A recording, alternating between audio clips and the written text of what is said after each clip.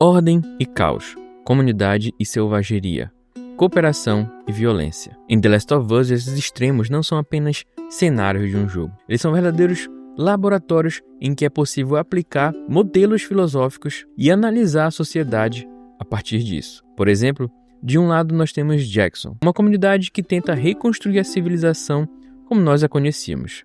De um outro lado, por exemplo, também temos os Cascavéis, predadores humanos que abraçam a lei do mais forte. Nesse vídeo aqui eu queria debater com vocês como a gente pode pegar os modelos de sociedade presentes em The Last of Us e enxergar a partir de visões, ou pelo menos de modelos filosóficos desses modelos de sociedade. Aplicar aqui o filtro da filosofia e investigar como essas sociedades presentes no jogo refletem questões filosóficas debatidas há séculos dentro da filosofia. E eu tenho certeza que vocês vão perceber que a linha entre os extremos, como por exemplo Jackson e os Cascavéis, é muito mais tênue do que a gente imagina. Eu sei que se tu ficar até o final do vídeo, eu tenho certeza que tu vai olhar The Last of Us com outros olhos. Bora lá!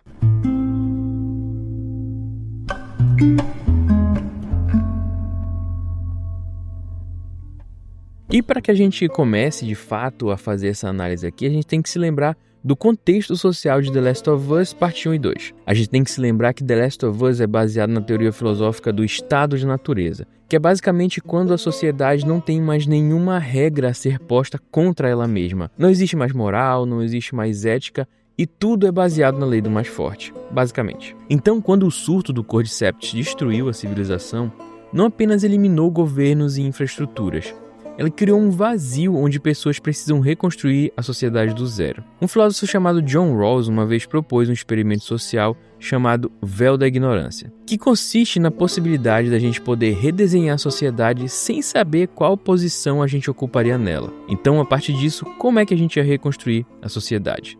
The Last of Us nos mostra respostas radicalmente diferentes para essa pergunta. E um outro pensador muito famoso do nosso século é o Yuval Noah Harari, que no seu livro Sapiens ele argumenta que as sociedades humanas sempre oscilam entre ordem estruturada e liberdade caótica quando enfrentam crises existenciais. Jackson e os Cascavéis representam esses dois extremos desse espectro. Mas essas sociedades não são apenas reações ao apocalipse. Elas são escolhas deliberadas sobre quais valores priorizar quando tudo está imerso no caos. A questão central aqui não é simplesmente como nós sobreviveríamos, mas quem nos tornaríamos quando as regras antigas desaparecem. Uma pergunta que, no fundo, revela muito sobre nós mesmos. Você já se fez esse questionamento quando jogou The Last of Us? E beleza, partindo desse pressuposto, entendendo como tudo está posto aqui dentro no universo do jogo, a gente pode começar a analisar os modelos de sociedade presentes no universo de The Last of Us, então bora começar por Jackson.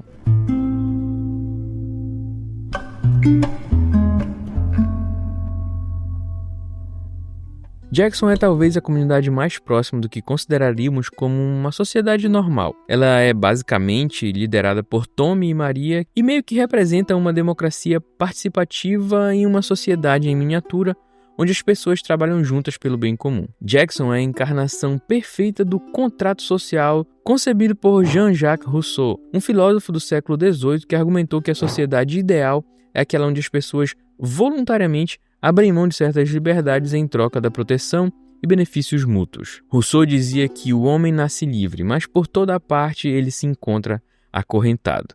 Em Jackson, essas correntes aparecem como regras comunitárias.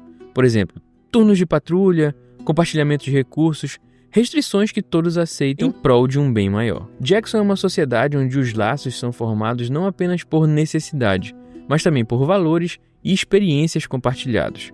As festas, as patrulhas em dupla, os jantares comunitários, tudo isso fortalece o tecido social. Mas Jackson também enfrenta desafios que o Rousseau também previu. O contrato social só funciona quando todos concordam com seus termos. Quando as pressões externas aumentam, seja de infectados ou de outros grupos humanos, a tentação de priorizar o interesse individual em detrimento do coletivo sempre cresce. É exatamente isso que a gente vê nas ações controversas do Joel, por exemplo, no final do primeiro jogo. A rejeição do contrato social em favor de proteger a Ellie, por exemplo, é abrir mão praticamente da sociedade em favor da filha. Claro que ela é uma escolha que muitos de nós, obviamente, faríamos. Eu faria essa escolha, jamais deixaria de salvar minha filha em prol de uma possibilidade de salvar a sociedade. Não é assim que funciona. Mas se a gente olhar a fundo e com um olhar imparcial a respeito do contrato social, isso aqui vai diretamente contra, aos preceitos dessa corrente filosófica. O que torna Jackson ainda mais fascinante é como ela reflete o que John Locke, por exemplo, chamaria de propriedade comum. Diferente das sociedades pré-apocalípticas focadas na acumulação individual, Jackson pratica um modelo onde recursos essenciais como água, eletricidade e alimentos são geridos coletivamente. Ao mesmo tempo, vemos elementos do que a filosofia de Hannah Arendt chamaria de poder comunicativo. A autoridade em Jackson não vem apenas da força, mas do diálogo e do consentimento da comunidade.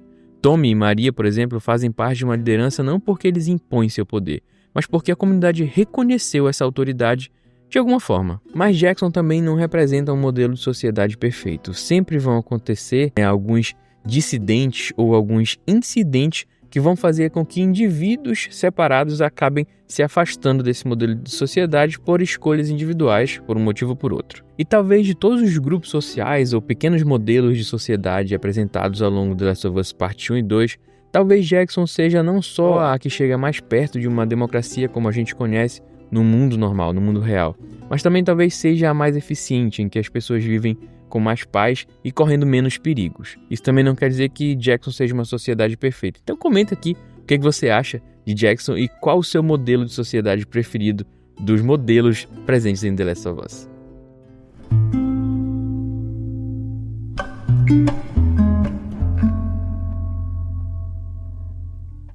Mas se por um lado Jackson representa uma tentativa de reconstruir a sociedade em modelos democráticos perfeitos, por outro lado, os Cascavéis seriam uma representação muito forte do que Thomas Hobbes chamaria de estado de natureza. E antes de eu começar a falar dos Cascavéis, já aproveita e deixa o like agora no vídeo. Deixa o like aqui, assiste até o final. Se tu não gostar, tira o like, detona nos comentários, fala que não gostou. Enfim, mas deixa o like porque se tu gostar, o like já tá dado, beleza? Bora continuar. Thomas Hobbes conceituava o estado de natureza como a guerra de todos contra todos, onde a vida do homem é solitária, pobre, suja, brutal e curta. Hobbes escreveu isso no seu livro clássico do Leviatã em 1651. E ele descreve nas passagens do livro quase como uma descrição perfeita do modo de vida dos Cascavéis dentro de The Last of Us Parte 2. Mas mesmo nesse caos aparente, os Cascavéis não são completamente anárquicos, não existe uma ausência de hierarquia ali ou de algum tipo de autoridade. Eles seguem o que o antropólogo Pierre Clastres chamaria de sociedade contra Estado, uma organização que deliberadamente resiste à centralização do poder. Eles se utilizam de uma afirmação violenta da existência quando todas as outras estruturas sociais ruíram. O mais perturbador é que, em termos de eficiência pura de sobrevivência, os Cascavéis talvez sejam os mais adaptados ao mundo de The Last of Us. Porque, querendo ou não, eles vivem em um mundo sem restrições impostas por qualquer civilização. Mas, como o Hobbes mesmo falou, essa liberdade absoluta vem com um preço, As vidas são curtas, são violentas e sem possibilidade de desenvolvimento cultural ou mesmo tecnológico. A liberdade extrema se torna sua própria prisão. Os Cascavéis representam a fragmentação completa dos laços sociais, onde o outro humano não é visto mais como semelhante, mas apenas como um recurso ou como uma ameaça. E ainda assim é interessante observar como os Cascavéis, mesmo nesse estado quase que animalesco, eles criam símbolos, rituais e estruturas de poder que vão se replicando ao longo de toda a sociedade. E se de um lado a gente tem uma replicação quase que perfeita de uma sociedade democrática, do outro nós temos praticamente a representação do estado-natureza. Dois opostos e extremos do mesmo véu social. Mas tanto Jackson quanto os Cascavéis representam uma resposta um pouco mais íntima para a mesma pergunta. Como que a gente ia responder à necessidade de sobrevivência em um mundo sem regras?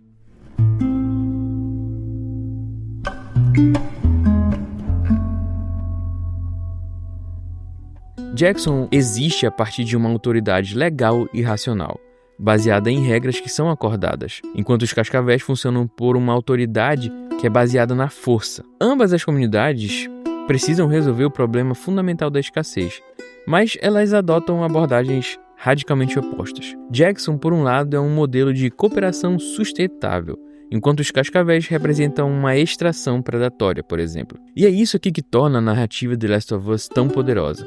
É como ela nos mostra que essas estruturas sociais não são apenas abstrações, elas moldam fundamentalmente quem nós somos. Porque os nossos padrões internalizados de pensamento e comportamento são profundamente influenciados pela estrutura social em que a gente vive. E talvez a observação mais incômoda seja que a linha entre Jackson e os Cascavéis é mais tênue do que a gente gostaria de admitir. E se a gente observar bem, tanto Joel quanto a Ellie são membros de uma sociedade praticamente perfeita, a de Jackson. Mas em algum momento ou outro, seja antes de entrar nessa sociedade ou mesmo depois, eles tiveram comportamentos muito semelhantes ao dos Cascavéis. Seja o Joel no final do primeiro jogo ou a Ellie no final do segundo jogo, lá na base dos Cascavéis. E nada também exime ou exclui a possibilidade de um ex-membro dos Cascavéis encontrar algum tipo de redenção. É uma possibilidade que não foi esgotada do Last of Us porque o jogo tem muitas pontas soltas e alguém pode ter sobrevivido ali. E esses dois modelos de sociedade são muito possíveis, porque em momentos de colapso de civilizações, tanto comunidades cooperativas como Jackson, quanto predatórias, quanto os Cascavéis, emergem exatamente como a gente viu em The Last of Us. The Last of Us se destaca não apenas por um gameplay sensacional e excepcional, gráficos realistas, muito bem feitos, melhor que muito jogo da atualidade, mesmo sendo da geração passada, e uma narrativa incrível, impressionante e emocionante. The Last of Us carrega no seu seio, na sua essência, questionamentos filosóficos, traz essências muito complexas de pensamentos refinados da filosofia e que não vem de hoje. E que a partir desses pensamentos e a partir do próprio jogo, a gente pode trazer isso para a nossa realidade e fazer análises e entender como a nossa sociedade funciona ou como a gente funciona dentro dela. Jackson nos mostra o contrato social de Rousseau em ação, a fragilidade e a beleza da cooperação voluntária. Já os Cascavéis nos confrontam com o estado de natureza de Hobbes, a guerra de todos contra todos. E talvez a lição mais profunda desse contraste não seja sobre qual modelo é superior, mas sobre como ambos revelam facetas da natureza humana que coexistem em todos nós. O impulso de cooperar e de construir e a capacidade de destruir e de consumir, de predar. E agora eu queria deixar um questionamento aqui para vocês. Em qual desses modelos de sociedade tu acha que tu ia se sair melhor? Em Jackson, cooperando? Ou nos Cascavéis, sendo um predador? Se tu gostou desse vídeo aqui um pouco mais filosófico, eu recomendo que tu assista esse vídeo aqui, em que eu passo um vídeo inteiro falando a respeito de correntes filosóficas encontradas no universo de The Last of Us. Assiste lá que tá bem legal. Grande abraço, até o próximo vídeo.